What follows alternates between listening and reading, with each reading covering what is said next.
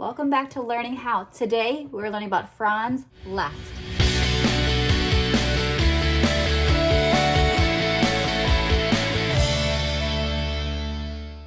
During this time in history, in 1834, slavery was abolished in the British Empire. In 1861, the Civil War began. Liszt is recorded saying that music is the heart of life. Liszt was born in 1811 and he died in 1886. He is from Hungary. During his life, he lived in Hungary, Austria, France, Germany, and Italy. Liszt wrote mostly piano pieces, and most of his piano pieces were very difficult to play.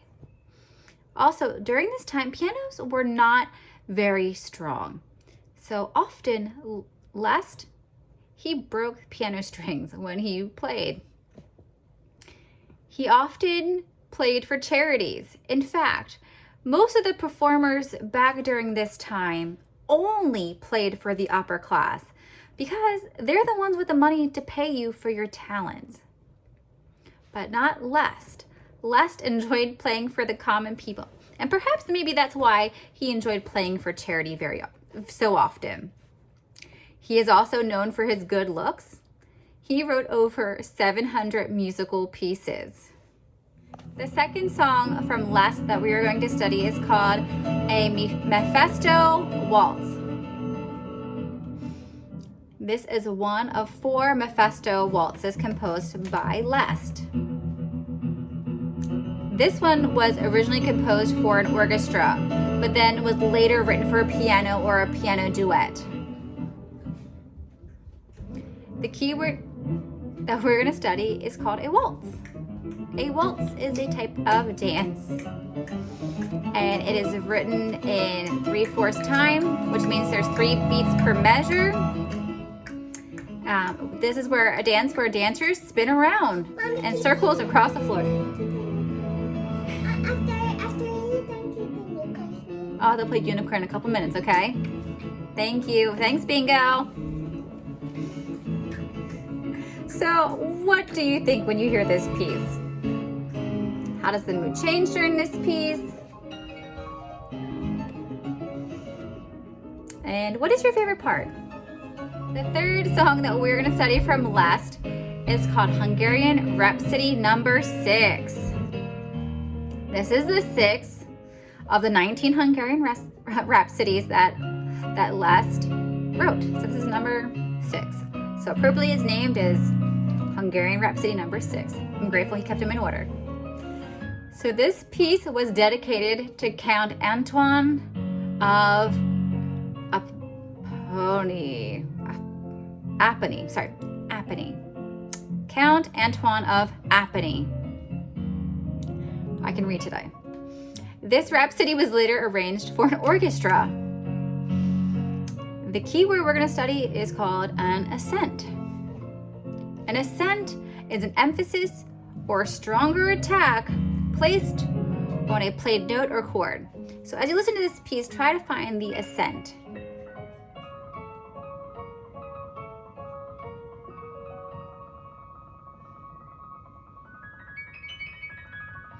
That's my favorite part.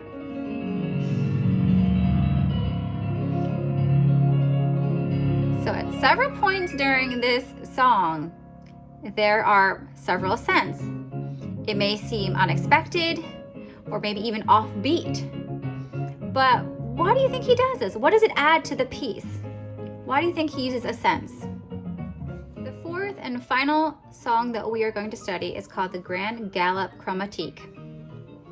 This song was written in 1838. And this piece is one of Liszt's favorite encore pieces to play at the end of his concert. So an encore is usually like when people say like, bravo, bravo, we love it, we love it, we love it. All right, give us some more. And then usually musicians will come back out and they'll say, oh, okay. I'll play one more song just because you love me so much. Or I love you so much. But anyway, it's an encore, which he comes back out and he plays this piece. So this is the piece that he would play. Probably made people really happy. The keyword that we're going to study is called an octave. An octave is a series of 8 musical notes. Playing on an octave on a keyboard usually means that you're playing 2 extreme ends of an octave. So why do you think he calls this piece a gallop? What do you think Liszt wants you to feel while you are listening to this piece?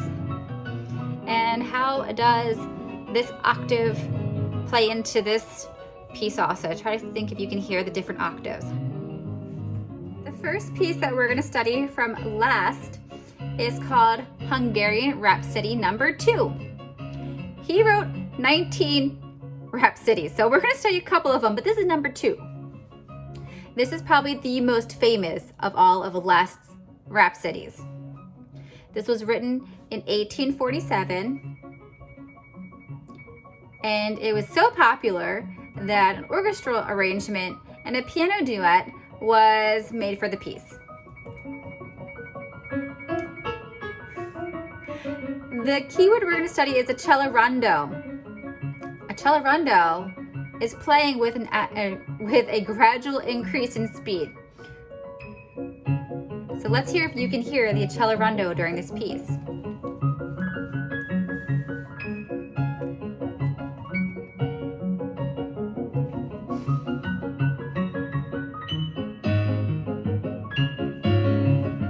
How do you think Liszt used the cello rondo to add interest or excitement to this piece? Here it is.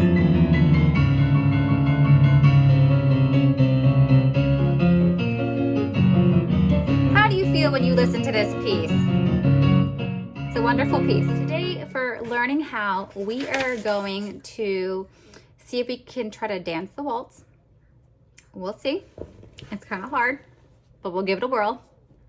And also, we're going to make our own crowns. In Hungarian culture, there is St. Stephen's crown, and this is kind of like the prized image of Hungarian nationalism, that this is kind of like their symbol for their country.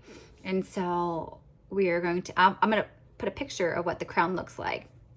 So this is a very important piece of Hungarian culture. So we're going to try to make our own crowns so that we can remember about Franz Liszt's culture of Hungary. Enjoy.